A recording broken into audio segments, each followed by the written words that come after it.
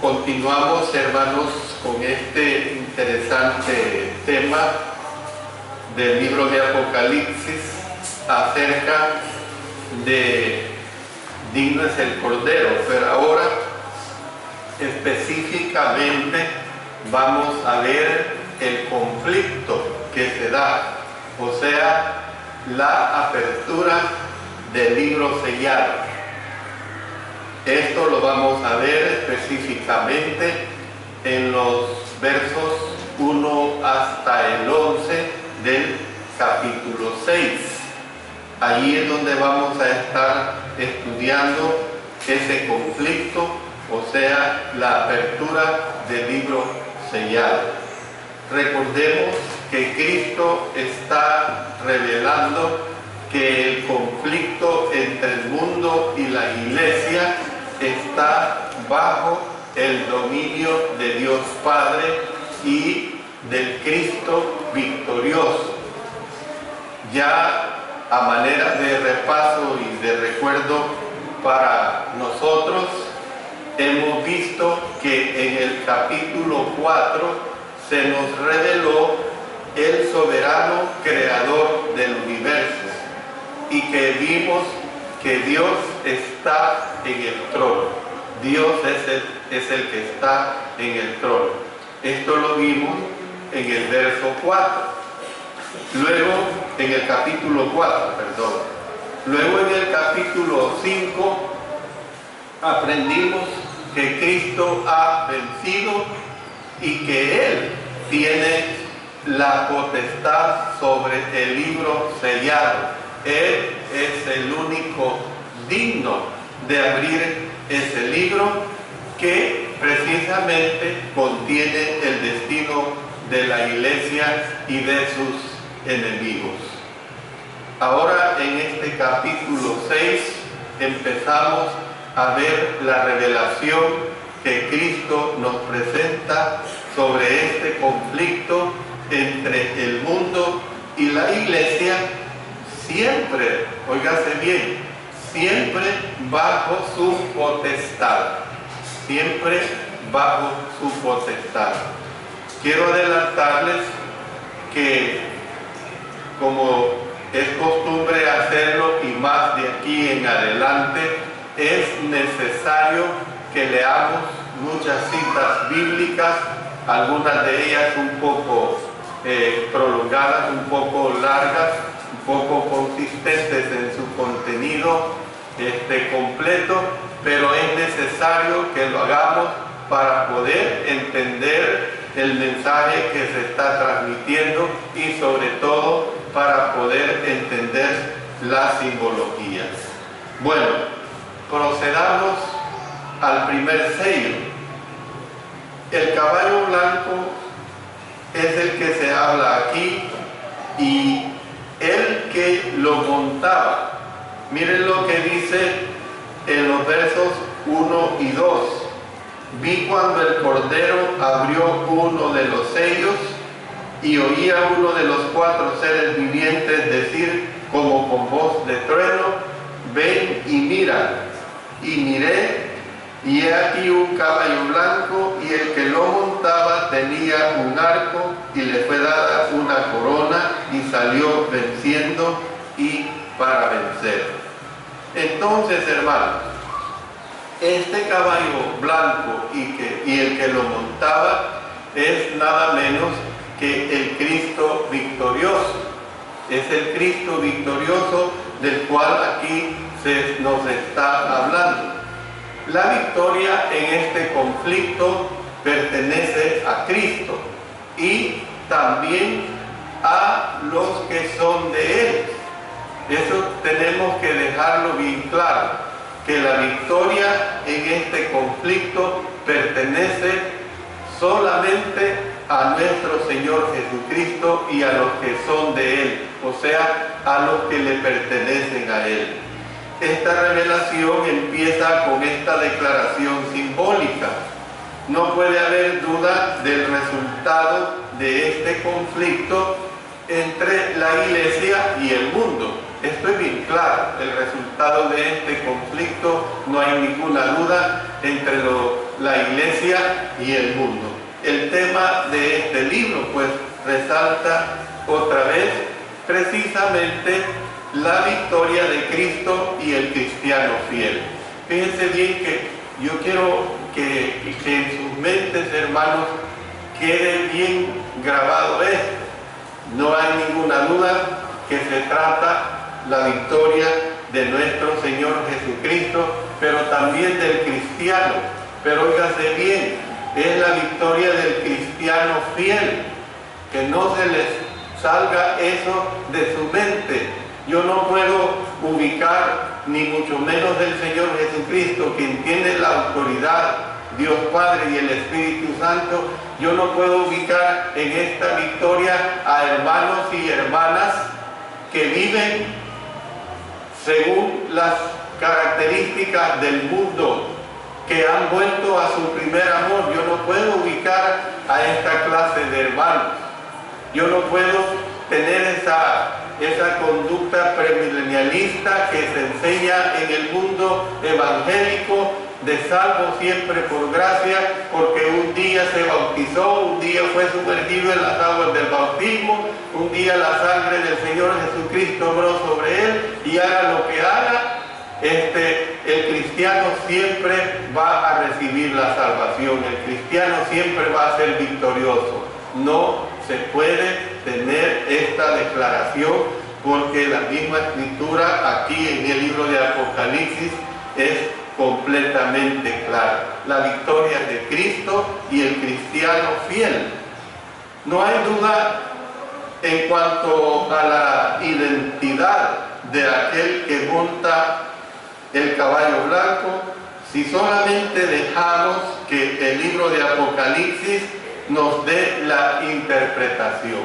Si dejamos que el libro de Apocalipsis nos dé la interpretación, si nos dejamos guiar por lo que en el mismo libro se está diciendo, vamos a entender que quien monta ese caballo blanco es nada menos que nuestro Señor Jesucristo. Y por eso que lo vamos a documentar bíblicamente hablando. Encontramos este mismo caballo con el mismo jinete en Apocalipsis.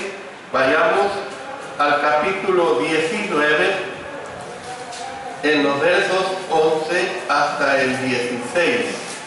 Noten, y hay que ponerle mucha atención a cada una de las declaraciones, a cada una de las frases que aquí se están presentando.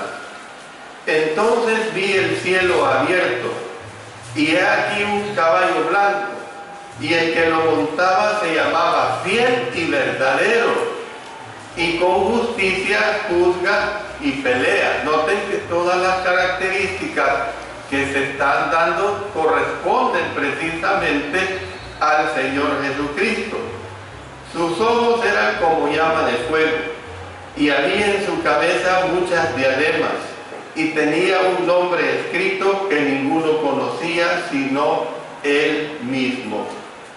Estaba vestido de una ropa teñida en sangre, y su nombre es, noten, el Verbo de Dios. Y los ejércitos celestiales, vestidos de lino finísimo, blanco y limpio, le seguían en caballos blancos. De su boca sale una espada aguda para herir con ella a las naciones, y él las regirá con vara de hierro. Y él pisa el lagar del vino del furor y de la ira del Dios Todopoderoso. Y en su vestidura y en su muslo tiene escrito este nombre: Rey de Reyes y Señor de Señores. Más claridad no puede haber en lo que aquí se nos está presentando. Dice que su nombre es el Verbo de Dios. Su nombre es el Verbo de Dios. Miren, para apoyar todavía aún más esta declaración, vayamos al Evangelio de Juan, en el capítulo 1, Vamos a leer toda esta declaración que se presenta desde el verso 1 hasta el verso 14. Miren lo que dice: en el principio era el Verbo, y el Verbo era con Dios, y el Verbo era Dios. Yo quiero llamarles su atención, hermanos, en el sentido de que noten que todo lo que se está diciendo acá se refiere precisamente al Verbo. Noten, este era en el principio con Dios, la eternidad del Verbo. Todas las cosas por Él fueron hechas, su participación del Verbo. Y sin Él, nada de lo que ha sido hecho, fue hecho. En Él estaba la vida, y la vida era la luz de los hombres. La luz de las tinieblas resplandece, y las tinieblas no prevalecieron contra ella. Hubo un hombre enviado de Dios, el cual se llamaba Juan. Este vino por testimonio, para que diese testimonio de la luz, a fin de que todos creyesen por él. No era él la luz, sino para que diese testimonio de la luz, o sea, del Verbo. Aquella luz verdadera que alumbra a todo hombre venía a este mundo. En el mundo estaba, y el mundo por él fue hecho, pero el mundo no le conoció. A lo suyo vino, y los suyos no le recibieron. Mas a todos los que le recibieron, a los que creen en su nombre, en el nombre de Juan el Bautista, por supuesto que no, en el nombre del Verbo, ¿ven?, les dio potestad de ser hechos hijos de Dios, los cuales no son engendrados de sangre, ni de voluntad de carne, ni de voluntad de varón, sino de Dios. Y aquel Verbo, noten, fue hecho carne y habitó entre nosotros, y vimos su gloria, gloria como del unigénito del Padre, lleno de gracia y de verdad. Entonces, ¿cuál es la conclusión clara a la cual podemos nosotros llegar? Definitivamente es Cristo Jesús, y no puede ser ningún otro. No hay por qué estar imaginándonos que este jinete se refiere a otro ser, a otra persona. Se refiere precisamente a nuestro Señor Jesucristo, ese caballo blanco y el que lo montaba. Otras interpretaciones, hermanos, van y contradicen la clara interpretación inspirada que nos presenta el mismo libro de Apocalipsis. No se puede tener otra interpretación cuando el mismo libro de Apocalipsis es tan claro en presentarnos. Aquí se está refiriendo de ese Verbo y quién montaba ese caballo blanco. Esta persona viene, dice la Escritura aquí en Apocalipsis, venciendo y para vencer. Eso es importante que lo notemos. Viene venciendo y para vencer. El vencedor, en el capítulo 5 y en todo el libro de Apocalipsis, hermanos, es nada menos que nuestro Señor Jesucristo. Y vamos a comparar, vamos al libro de Isaías. En Isaías, en el capítulo 63, en los versos 1 al 5, se da precisamente esta situación del vencedor.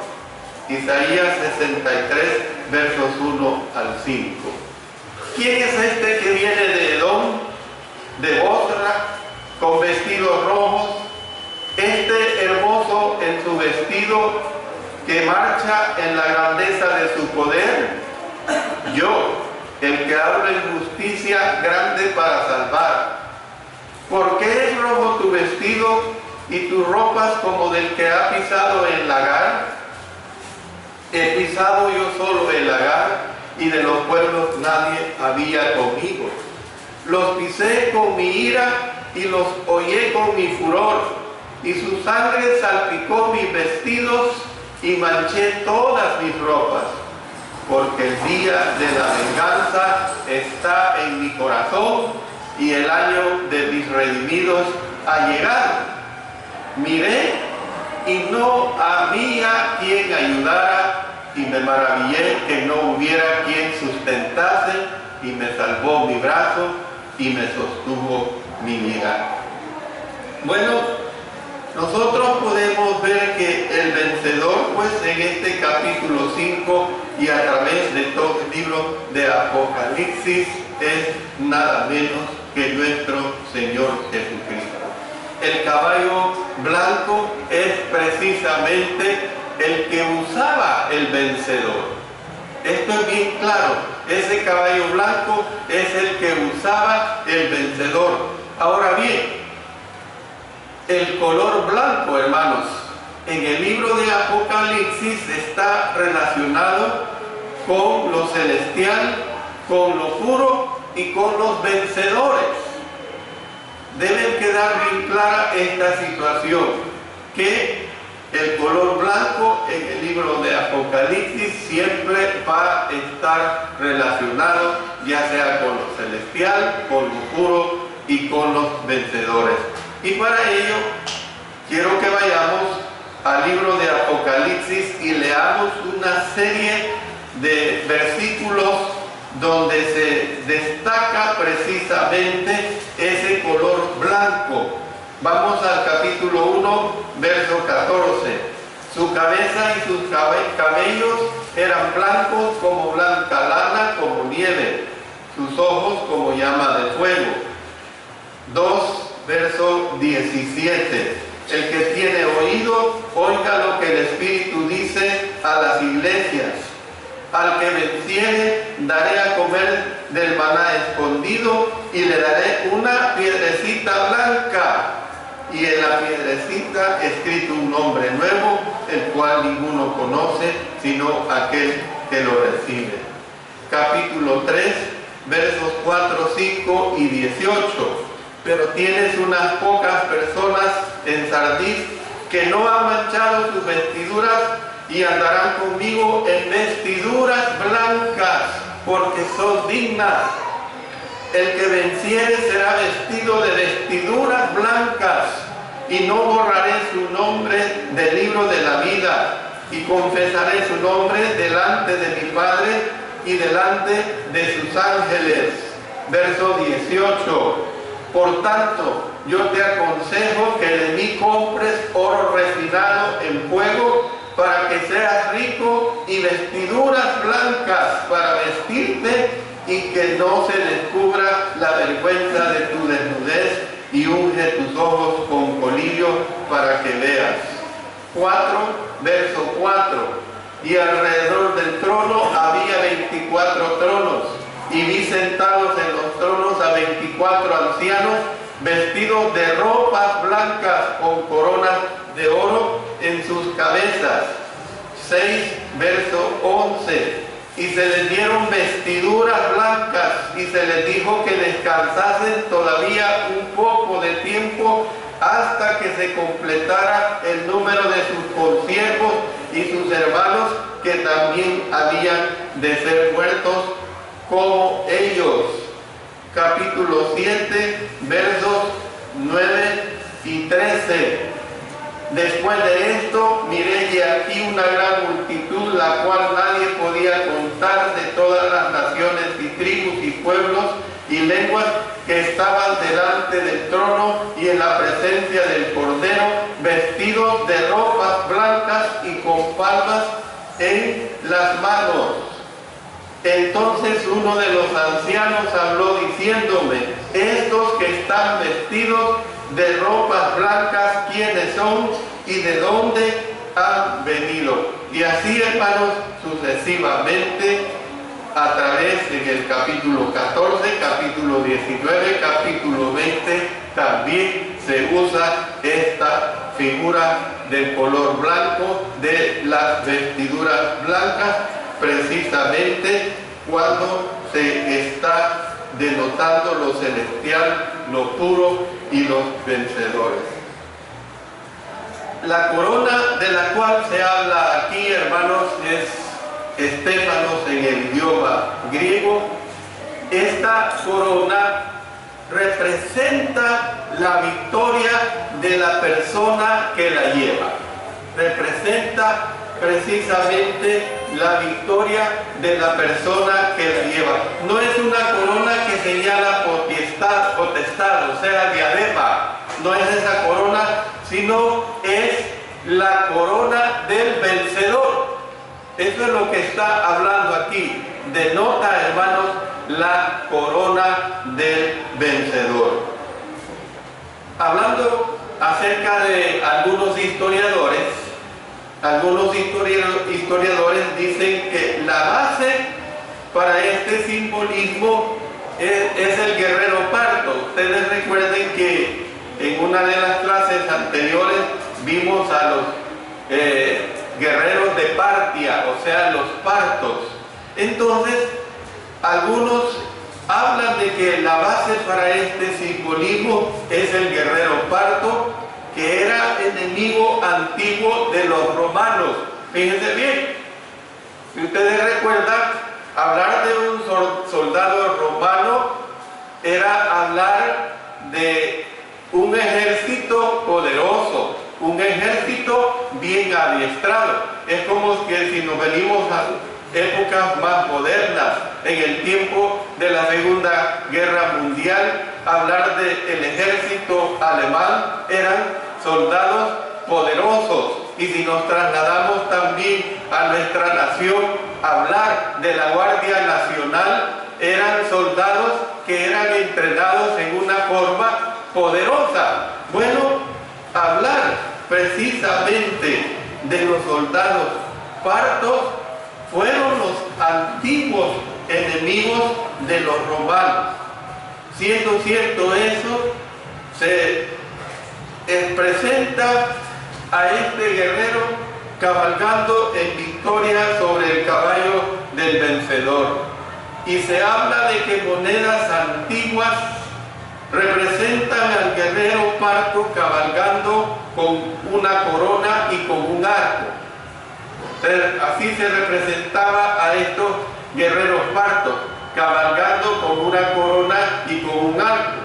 Para los romanos, esto tendría un significado evidente, porque en el año 53, antes de nuestro Señor Jesucristo, si ustedes recuerdan, vimos en esta declaración que 20.000 soldados romanos murieron en una batalla contra los partos y 10.000 soldados romanos se llevaron en cautividad.